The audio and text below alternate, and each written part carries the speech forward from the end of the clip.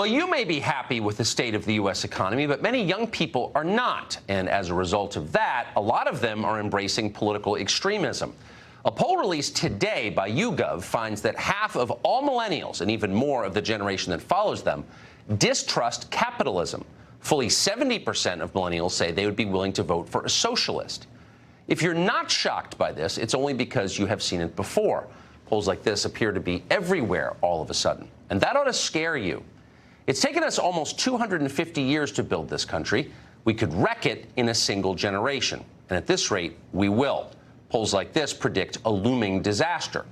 In order to prevent that, we need to be clear about what has gone wrong. You often hear it said that young people support socialism because they've been brainwashed by their professors. And of course, there is truth in that. If you've got kids in college, you know that we have left the most vital job in America, educating the next generation of citizens, to some of the most mediocre people in our society. That's a huge problem. We need to fix it. But believe it or not, it's not the main problem. The main problem, the reason that capitalism increasingly is discredited and socialism increasingly is popular, is that our current system is making young people poorer. Go to college, we tell them. You'll be successful if you do. But too often that advice is outdated, if not an utter lie. Huge numbers of our kids wind up impoverished by the experience of college, their dreams thwarted forever. And the reason for that is debt. 45 million Americans now labor under student loans. The average debt burden is $37,000 per person. That's the price of a brand new car. Imagine starting your first job with that hanging over you. And keep in mind that college debt isn't like ordinary debt. Thanks to a well-funding lobbying campaign, student loans cannot be erased by bankruptcy. They last forever. Many of today's college freshmen can expect to spend their working lives paying interest on loans that in the end didn't help them at all. So no wonder young people aren't getting married or buying homes or having children. They can't afford to. And no wonder so many of them support Bernie Sanders and Elizabeth Warren. If this is capitalism, they don't want any part of it. The irony, of course, is that the only people benefiting from this current system are on the far left. The smirking college presidents with multi-million-dollar salaries, the authoritarian university administrators in the suddenly ubiquitous diversity and inclusion offices, the tenured professors of non-binary feminist poetry and other perverse and pointless fake academic disciplines. As a group, these are, without question, the least impressive people in this country. And yet they're the only ones coming out ahead in this deal. They are feasting on our children's debt. An entire generation of Americans enslaved to interest payments so that a small number of left-wing academics can have lifetime employment, making this country worse. That's the arrangement we've struck. And for the rest of us, socialism. That's what we're going to get out of it in reaction to it. There's got to be a better way to do things. Now, some on the left propose forgiving student loans entirely, which is to say sticking American taxpayers with the bill for all of this. If there's one thing that could make a terrible situation even worse, it's that. Taxpayers didn't cause this problem. They shouldn't be punished any more than they already have been. The corrupt higher education establishment concocted this scam. They should pay to fix it.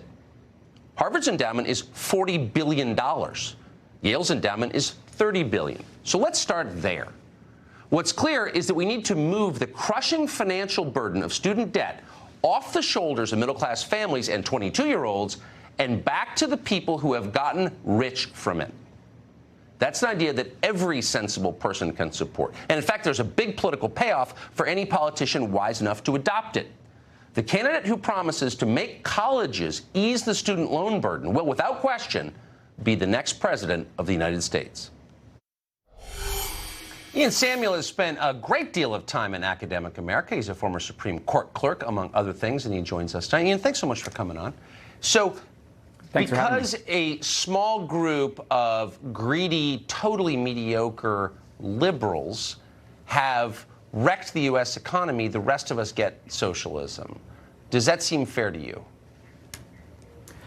Well, obviously, I like the idea of everybody getting socialism, but I was intrigued by one part of your proposal, which is I do like the idea of making the people who caused the problem pay for it. And I do wonder if there is real promise in the idea of saying, look, these endowments are big and rich, much bigger and richer than the debt load of all the students out there who are, sort of carrying this burden. So let's make a deal, right? We'll have free public colleges and universities, and we'll relieve the student debt burden of all of the people who were sort of hoodwinked into participating in the system in the first place. Yes. And not for nothing, and I don't want to forget this, by the way, the real people who really get screwed by this system are the people who are chased off of going to college in the first place because they don't think they're going to be able to afford it, and they don't want that crushing debt burden. And I think that they are a perfectly reasonable target to, sort of distribute the rest of the endowments once we're done distributing that to settle student debt. Why is it? I mean, you're getting warmer, in my opinion, but why is it that all the student radicals are always telling me how radical they are? I'm so radical,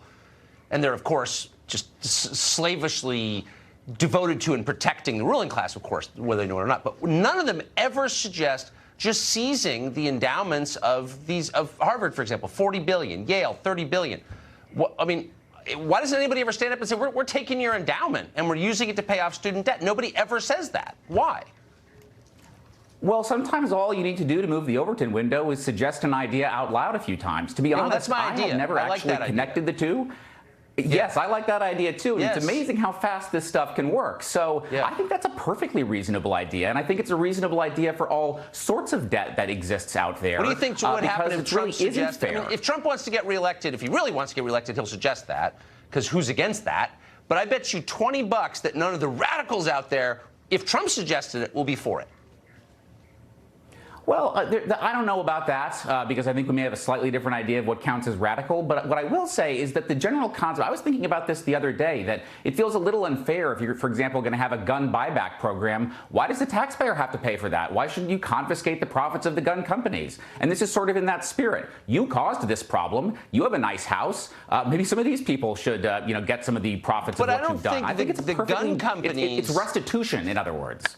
Yeah, I know you're not going to love the gun company thing, but it's in the same spirit. Nobody has hurt this country more than the academic establishment. I mean, that's the reason that an entire generation isn't getting married and isn't having kids. Like, we're going to see a demographic collapse, and that's bad, by the way. If you care about America, you want its citizens, of all backgrounds, to be fruitful and multiply and get married. And they can't because a small group of left-wing creeps is taking all the money. They're looting America. So, why does Elizabeth Warren I think defend them? Yeah, what I hear there is a very good financing proposal for universal public child care, because, again, these are big endowments, and we may have some left over after we're done forgiving all the student debt with them. They don't want to hire someone from the third world to raise their kids. They want to raise their own. Parents want to raise their own kids. How about this? How about even more radical? Let's have an economy where one parent can support a family. That sounds good, and I'll do you one better. How about a universal allowance for a parent who stays home to take care of a child? Pay them for that work. That seems okay to me. I'm totally for that. Good. Now we're agreeing. This has produced an unusual level of consensus. Amen. Ian, great to see you tonight. Although I don't think my old colleagues at Harvard are going to love it. No, I don't think they're going to like it. That's all right. Well,